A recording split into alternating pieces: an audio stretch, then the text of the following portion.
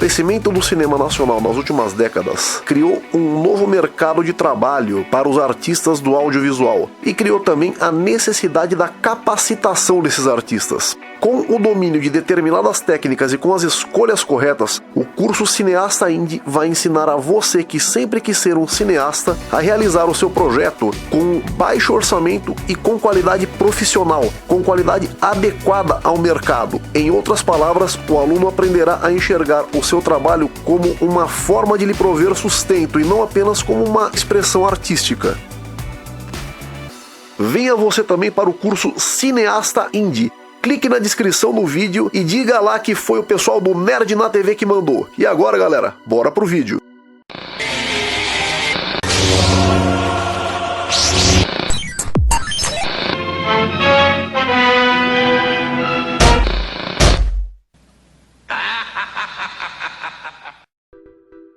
Em plena era da internet, onde o acesso à programação antiga de televisão é muito mais simples, muito mais fácil, devido aos muitos recursos que temos, um certo super-herói de um certo seriado que não tem absolutamente nada de novo sendo produzido com ele, nada de inédito com ele, há mais de 30 anos, conseguiu a façanha de reestrear na TV aberta e conseguir impressionantes 3 pontos de audiência. Em plenas manhãs de domingo, concorrendo com Fórmula 1, Celso Portiolli e outros gigantes. Não apenas os fãs antigos mais fervorosos voltaram a acompanhar o seriado desse super-herói apenas para dar audiência, né? Como ele conseguiu a façanha de pegar várias pessoas dessa geração, crianças, pré-adolescentes que assistiram e adoraram, entendeu? Uma época que todo mundo, que os mais fãs já têm o box do DVD, ou então assistem pelo YouTube, outros mais malandros baixam por formas ilícitas, né, minha gente? E ainda assim, este super-herói conquistou uma audiência incrível nas manhãs de domingo. Eu estou falando do Jaspion, minha gente. É isso aí, galera, este é o Nerd na TV, seu canal de cultura pop e entretenimento geek, e hoje, sem dúvida, um vídeo especial para mim, para todo mundo que acompanha o canal, né? Hoje nós vamos falar sobre o Jaspion, hoje é tudo sobre o fantástico Jaspion, minha gente. O fantástico Jaspion. O super-herói que o Brasil adotou, gente. O seriado do Jaspion teve uma repercussão mediana no seu país de origem, né, no Japão. Apesar, por o investimento, devido ao investimento em cima dele ter sido muito alto, eles pretendiam que o Jaspion recuperasse a audiência que o Scheider perdeu com relação ao Charivan, né? O Scheider tinha tido uma considerável queda de audiência com relação ao antecessor dele, que é o Charivan. O Jaspion, ele é o quarto da linhagem dos Metal Heroes, é o primeiro que rompe, né, com a premissa do policial do espaço. E o Jaspion, infelizmente, no Japão, ele não só não manteve o índice com relação ao Scheider, como ele ainda caiu um pouco mais. Entretanto, o Jaspion está longe de ter sido esse fracasso todo que algumas pessoas dizem na sua terra de origem. A repercussão foi mediana e talvez por causa do custo da série, muitos dizem não, foi um fracasso, teve a redenção completa no Brasil, mas foi um total fracasso no seu país de origem, gente. O Jaspion, ele não recuperou a audiência em relação ao antecessor dele, mas em compensação ele teve uma audiência superior aos concorrentes dele lançados naquele ano e que passavam no mesmo horário. Teve mais audiência do que esses, entendeu? Isso não faz dele um fracasso de forma alguma, gente. Entretanto, é fato inegável que Jaspion teve uma audiência esmagadora no Brasil, juntamente com os seus inseparáveis companheiros de pacote, né, os Changeman, dos quais nós já falamos aqui. Jaspion foi o seriado que abriu as portas do Brasil para o mercado do entretenimento japonês, do entretenimento nipônico. Não foram os primeiros, né? Não foram os primeiros heróis japoneses a passar no Brasil. Antes dele já tinha tido o National Kid, que curiosamente também explodiu em popularidade no Brasil. Já tinha tido 3 séries de Ultras, né? Ultraman, o Regresso de Ultraman e Ultra Seven, né? Que também fizeram sucesso. Teve Spectreman, teve o Robô Gigante. Mas Jaspion e Changeman, eles chegaram no momento no Brasil em que o mercado do entretenimento ele estava fervendo, né? Ele estava borbulhando, estava muito aquecido. Em especial na temática dos super-heróis. A gente teve aí o Thundercats, teve o He-Man, teve a She-Ra, Caverna do Dragão, Transformers, Comandos em Ação. O que acontece então? Quando o Jaspion chega, a gente se depara com um super-herói que não protagonizava um desenho, mas sim uma série em live action. E isso foi um impacto tremendo, né? A gente vê o visual arrojado do personagem, o clima futurista do universo em que se passa as aventuras do herói, né? E aquilo foi fantástico, gente. Foi fantástico como o seu subtítulo aqui no Brasil, Fantástico Jaspion. E não tem como negar, gente. Jaspion, ele rouba para si o público que antes eram desses desenhos ocidentais. Por isso eu disse que ele é o herói que o Brasil adotou, porque se ele não foi tão bem no Japão, no Brasil ele atingia assim uma audiência que superava a Xuxa, por exemplo, na mesma época, né, que era uma referência de grande audiência para programação voltada ao público infantil. A gente via aí um herói que saía realmente na porrada com o vilão, entendeu? A gente vê que o He-Man só dá soco em parede, o Lion só usa esparroceira pra lançar raio. O Jaspion não, o Jaspion saía na porrada, ele cortava os vilões, entendeu? Era uma coisa que a gente não estava acostumado a ver. Sobre esse aspecto, o Jaspion foi um pioneiro. E nós vamos falar aqui de curiosidades da produção, vamos falar da repercussão dele no Brasil e tentar aqui teorizar um pouquinho de por que esse sucesso foi tão alto no Brasil. Então, começando aqui, né, a gente parte aqui da premissa, uma coisa que hoje já é clichê, já era clichê na época, mas que ainda funciona muito bem, né? É um herói escolhido por forças maiores para combater um mal ancestral, tá? Foi assim que surge, né? O Jaspion, ele é o herói de uma profecia e o Satangoso, o vilão mor da série, é um vilão também presente na mesma profecia. E ela elabora conceitos novos, ela tenta colocar novos conceitos dentro dessa franquia dos Metal Hero. Ela abandona o conceito do policial do espaço, né, e ela cria um herói muito mais independente, né? O Jaspion, ele não prestava contas a ninguém. Quando muito, ele ouvia aí os conselhos do Edin, profeta galáctico que o criou. Assim como seus antecessores, né, ele tinha uma armadura super tecnológica, super poderosa que dava a ele seu poder, tinha uma nave-mãe que guardava seus veículos que o ajudavam na sua luta, e tinha uma companheira, na minha opinião, a companheira mais divertida e mais carismática que o Metal Hero já teve, a Anri, um barato Anri, que nos primeiros episódios ela faz aí, às vezes, de uma irmã mais velha chata do Jaspion, e depois acaba virando uma parceira mesmo. Entretanto, ele tem uma coisa que os outros não tinham. Ele tinha um mascote, né, que era a Mia. Totalmente redundante, né? Ela acabou marcando bastante, todo mundo lembra da Mia, mas ela é redundante. Ela não é uma personagem que tem aquela importância dentro da história. Os veículos do Jaspion, eles são bem parecidos com um dos seus antecessores, mas a nave-mãe não, cara. O Dylion realmente era uma coisa que roubava a cena. O Gavan tinha o Dolu, né, que era um dragão robótico muito louco, só que o Charivan já tinha aquela nave de combate que já não era tão legal. O Shider tinha uma arma que virava um super canhão, né, que era legal também, mas o gigante guerreiro Dylion, ele era um personagem à parte, gente. Este foi um dos conceitos mais legais introduzidos no Jaspion. E a história também, gente, ela tende a ser mais aventuresca do que investigativa. Tendo, logicamente, a investigação, né? O Jaspion investigando onde estava o Satangoso, como derrotá-lo, como enfrentar o novo plano dele, né? O plano da vez. Mas, principalmente nos primeiros 4 episódios, o clima aventuresco ele prevalece, né? Eles sequer se passam na Terra, é sempre o Jaspion explorando planetas diferentes, tudo, né? Só que isso acaba tornando aqueles episódios muito custosos financeiramente, muito caros. Em especial, acho, o segundo episódio lá do monstro Tigos, onde é um planeta todo congelado, deve ter sido bem caro criar aquele cenário. E o Jaspion, ele é um órfão, né? A nave dos pais dele se choca com um planeta que o Edin estava visitando, ou contra o próprio planeta Edin, nunca ficou muito claro isso, né? E o Edin viu que aquele bebê tinha sobrevivido e resolveu adotá-lo. Logo, ele sempre acreditou que aquele bebê fosse o bebê da profecia que ele conhecia, né? Que ia ser um guerreiro que ia vir para enfrentar o mal ancestral conhecido como Satangoso, né? É uma entidade cósmica nascida da união de todas as energias negativas que já houveram no universo. Só esse conceito do vilão, né, já dá pra gente sacar do que a gente tá falando. É um vilão poderosíssimo, digno de ser vilão dos Vingadores, gente. Não é exagero, é isso mesmo. Ele é digno de ser um vilão da Marvel. E aí o que acontece, né? O roteiro leva, né, o Jaspion a chegar até o planeta Terra, que geograficamente seria o ideal para iniciar a construção do Império dos Monstros, embora o Satangoso tenha a base em diversos planetas do universo. Isso é mostrado com alguma frequência na série, né? Dando a impressão que o Satangoso é onipresente. A Terra, inclusive, não tem a menor condição bélica de enfrentar qualquer tipo de invasão alienígena, né? Então era um lugar interessante para eles começarem, né? E ele envia como batedor para a Terra o seu filho Magaren, que é o grande rival do Jaspion em toda a série. Em Gavan, a gente já tinha visto, né, o filho do Don Holler, né, o Zandorvan, rivalizar com o Gavan. É uma rivalidade muito interessante também. Só que o Magaren, ele é rival do Jaspion a todo momento, enquanto o Zandorvan ele aparece no meio da série do Gavan, né? E sem dúvida foi uma das rivalidades mais interessantes do universo dos Metal Heroes.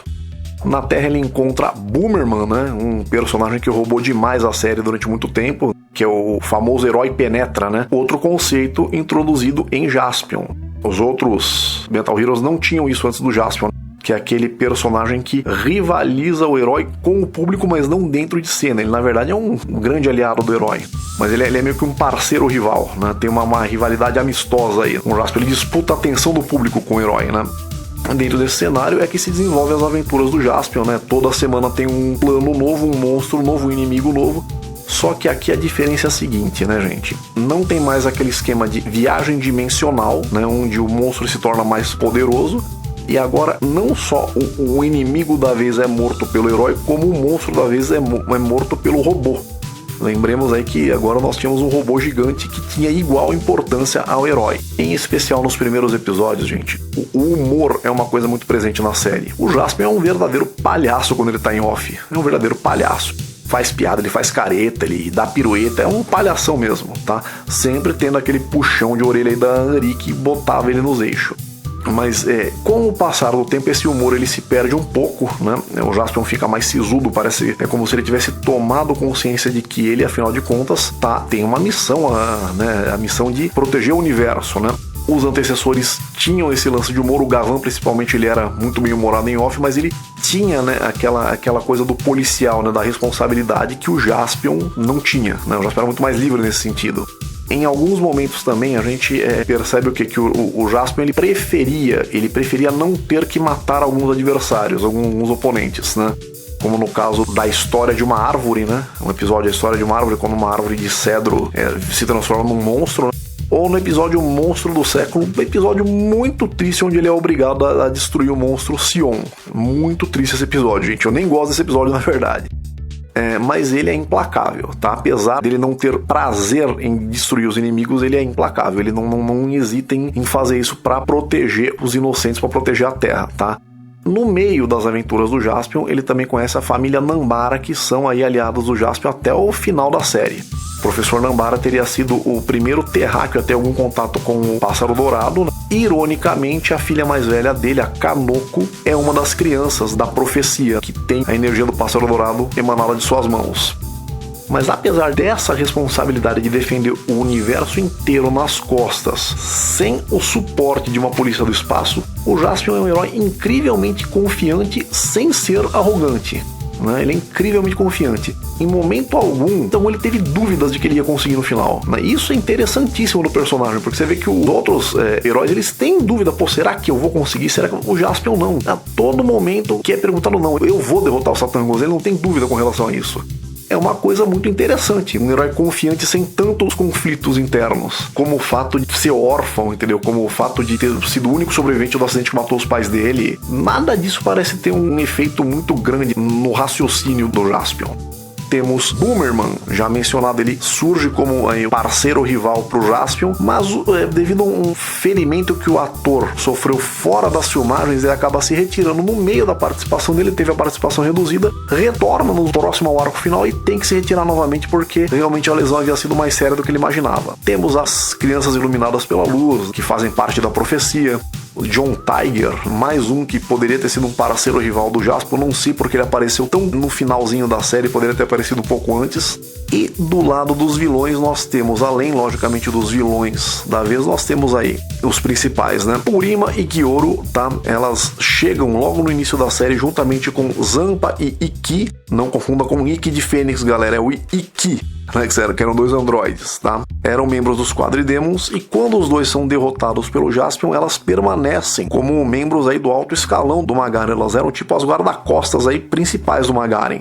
O Magaren, né, o filho de Satangos, que é o comandante de campo, dono de um visual assustador, entende? Muita gente diz que a armadura do Magaren, esse tom negro da armadura do Magaren, era muito mais estiloso que a do Jaspion.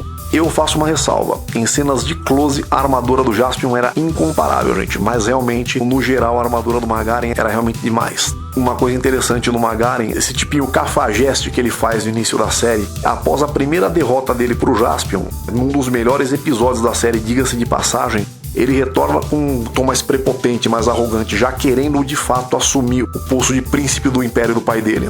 Temos aí, lógico, vários vilões aí da semana que se destacaram. Tivemos o Gillan, o Exterminador do Universo, que é uma espécie de Batman aí, que chegou bem perto de, com seu preparo, vencer o Jaspion. Tivemos o Zampa, que tinha uma rivalidade com os pais do Jaspion antes de encontrar ele na Terra. Tivemos o Eigerman, que quase conseguiu a façanha de destruir o Dylion. Temos as Bruxas Galácticas Kyuza e Kiyomasa, gente. A Kyuza era uma vilãzaça, gente. Talvez tenha sido a adversária mais dura do Jaspion na série toda. A irmã Kiyomasa tem seus méritos também, duríssima adversária também, mas era uma vilã mais dos bastidores. E claro, temos o Satangos, né? Chega como um mega vilão, no final da série ele fica mais poderoso ainda, se tornando o poderoso Satangos ou ainda Supremo Satangos. De fato, uma boa galeria de vilões tinha aí o Jaspion, né? Todo herói só é um bom herói se ele combate um bom vilão, a gente sabe disso, né, gente?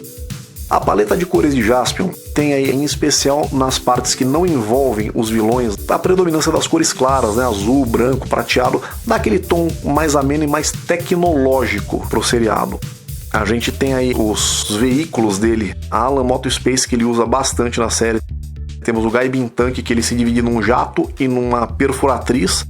Logicamente temos aí o Dylion. O Dylion, ele merece parênteses à parte, gente, porque ele tem uma importância muito grande na série. Além dele ser uma nave, né, a cruzadora onde o Jaspion mora, o visual do Dylion é fantástico, gente. Ele ainda hoje, quando você assiste a série, o visual dele ele é verossímil, ele é convincente como robô gigante, né? Ele é muito bem feito, realmente o designer dele tá de parabéns. De fato, como também está de parabéns por ter desenvolvido aí as armaduras do Jaspion e do Magaren, e também o primeiro visual do Satangos. Não que o último seja ruim, mas o primeiro visual do Satangos é sem dúvida fantástico, gente. É sem dúvida uma coisa que chama demais a atenção. Esse clima futurista da série é realmente fantástico. A predominância da tecnologia é realmente fantástico, gente. Além de super força, super velocidade e de proteger ele de impactos esmagadores, a armadura de Metaltex dá ao Jaspion a habilidade de comandar os seus veículos através de comando de voz. Dá ele acesso ao Turbo Magnum, uma pistola laser com altíssimo poder destrutivo, e a sua arma final, a Spadium Laser, gente, que é com que ele costuma destruir aí os monstros da semana. É importante dizer o seguinte, gente, o poder do Jaspion está muito além do conceito do qual ele foi elaborado. Você vê aí quando mede-se o poder do Jaspion, né, no episódio A Última Chance, é apresentado os dados do poder do Jaspion, você vê que os feitos dele na série estão muito além disso. Deve-se ao poder dessa armadura de Metaltex, que esconde nas costas o tanque de energia galáctica, que quando liberado dá ao Jaspion um poder muito maior ainda. Fazendo já às vezes do advogado do diabo, né, gente? Eu sempre falo que efeito especial de Tokusatsu não é ruim, é só você saber avaliar a época, né? Jaspion tem efeitos muito superiores aos dos seus antecessores e bem superiores aos dos seus 3 sucessores. Ele supera em efeitos o Spilvan, o Metalder e o Jiraiya. Galera, é só você comparar, gente. Tem filmes de Hollywood lançados no mesmo ano que Jaspion que não superam Jaspion em efeitos dessa forma tão esmagadora. Pega, por exemplo, o Exterminador do Futuro 1, galera. Não é o 2, é o 1, pelo amor de Deus, galera. Compara, gente. Pega o Primeira História Sem Fim. Pega Caça-Fantasmas, você vê o chroma key descolado da tela também, entendeu? É só saber avaliar com coisa que é da época. Os efeitos de Jaspion são dos melhores dos tokusatsus daqueles anos 80, gente. Os efeitos não são ruins, não. Ah, porque explode e vê o isopor. Pô, já mencionei História Sem Fim, gente, pelo amor de Deus. Entendeu? Come pedra comendo aquelas pedras que parecia isopor também. Vamos lá, galera. Vamos ser justos, né? Muitos são os fatores que levaram o Jaspion, juntamente com o Changeman, a ser essa explosão toda no Brasil.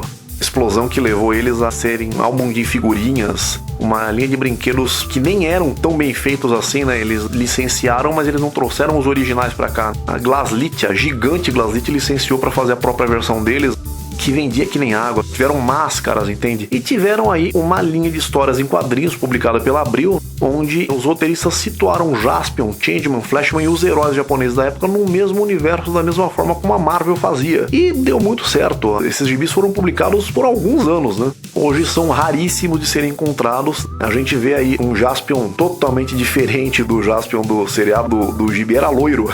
Depois alguém deve ter visto isso aí e falou, não, tá estranho tudo, aí mudaram a cor do cabelo do Jaspion, deram aquele Black Power legal pra ele de novo, né? E o resultado desse sucesso foi a abertura para que outros seriados semelhantes, inclusive alguns anteriores ao Jaspion e aos Changeman, chegassem no Brasil e fizessem grande sucesso também. Nenhum deles chegou para ser o que Jaspion foi, mas tiveram aí o seu momento de brilhar, com certeza, tá? E alguns fatores levam Jaspion a ter sido um sucesso avassalador no Brasil e nem tanto no Japão.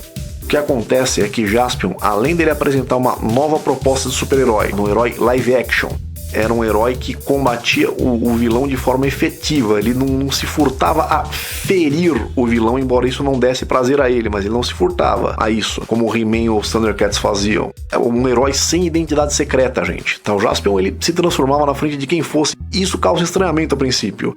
Mas, além dessas novidades, Jaspion vinha com alguns clichês que pro ocidente eram muito fáceis de você se identificar e gostar.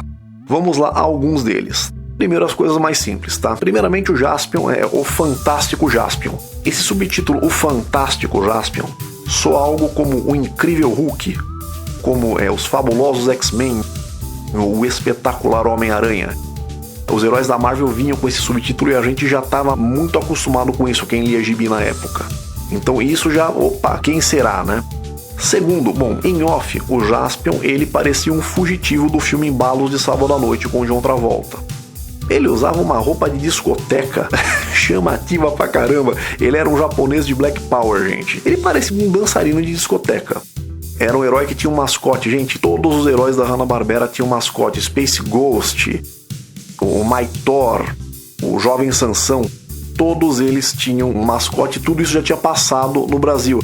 A Liga da Justiça, os Super Amigos acabaram tendo que ter o macaquinho lá como mascote também quando passou no Brasil, gente. Pode dar uma olhada, entendeu? Os Thundercats tinham o Snarf, Caça-Fantasmas tinham o Geleia. Então, o fato do Jaspion ter aquele monstrinho esquisito como a Mia, como mascote, acabou cativando. Quem lembra do Defensores da Terra tinha o Zuffy e tinha a Kisa também. Eu nunca entendi por que o Kisa não trouxeram o Capeto como mascote dos Defensores da Terra, mas tudo bem. Isso ajudava um pouco. A influência de Star Wars, por exemplo, já era sentida nos outros Metal Hero, mas a gente não tinha tido contato com eles ainda. A gente teve esse contato direto com o Jaspion. O Satangos, ele era o Galactus fazendo cosplay de Darth Vader. A espada de um laser era um sabre de luz, entende? O primeiro episódio lembra demais. Alguns episódios de Jaspion se inspiraram claramente em filmes ocidentais que foram lançados na mesma época que o seriado e que por acaso fizeram sucesso no Japão. Vamos a alguns deles. O episódio em que surge o monstro Namagederas e o garoto Coco. Gente, o Namagederas é claramente o Falco, né? O dragão que aparece em História Sem Fim. E o Coco lembra demais o Bastion, gente. Não tem como dizer que não, né? Ainda falando de História Sem Fim, episódio Demônio da Montanha. O monstro Mongorila, ele é parecido demais com o gigante Come Pedra. Nesse episódio nós também temos uma referência ao filme Mad Max Além da Cúpula do Trovão, onde o Jaspion enfrenta um guerreiro dentro de um ringue e o guerreiro diz a ele que uma vez no ringue a regra manda lutar até que um dos dois morra, algo do tipo 2 homens entram, 1 homem sai. No episódio Inimigo Imortal, onde o Jaspion enfrenta de forma derradeira o seu rival Zampa, há um momento ali que o Zampa ele vira o Exterminador do Futuro. Uma cena muito semelhante, ele perde a cara do corpo e vira só um chassi metálico, né? Não era a caveirinha, podia ter virado a caveirinha que ia ficar legal pra caramba. Mas a cena que ele corta o braço e o braço continua se mexendo é muito semelhante ao Exterminador do Futuro, gente. É claramente uma referência a esse filme que fez sucesso no Japão. No episódio A História de Pepe e Hiroshi. Nossa, aquele episódio tem muita referência ao filme E.T. do Steven Spielberg, gente. Inclusive o visual do alienígena Pepe é claramente inspirado no E.T. do Spielberg, gente. É muito. A cena que a bicicleta voa, é tudo muito parecido. No episódio O Estranho Mundo de Satangos, ali a gente vê muitas semelhanças no ritual que fazem com a menina com o ritual que iam fazer no filme Conan o Destruidor. O próprio Satangos, quando se torna o poderoso Satangos, lembra demais o Dagon, o deus que o Conan combate no filme. E convenhamos, né, mais uma vez aí dizendo que os efeitos visuais do Jaspion não eram ruins, o Satangos ficou muito mais legal que o Dagon, né, galera? Vamos falar sério. Então são clichês dos quais a gente já estava habituado, vindo junto com novidades que a gente ansiava que acontecessem, né, gente? Jaspion era fadado a dar certo no Ocidente, gente, em especial no Brasil. esta vai ser a primeira parte do nosso vídeo sobre o Jaspion, porque é muito difícil falar pouco sobre um personagem que a gente gosta tanto, e este vídeo já ficou muito comprido, gente, senão a gente vai acabar ficando 2 horas aqui falando só do Jaspion, tá? Então não percam a segunda parte do nosso vídeo sobre o fantástico Jaspion, beleza? Um forte abraço, valeu!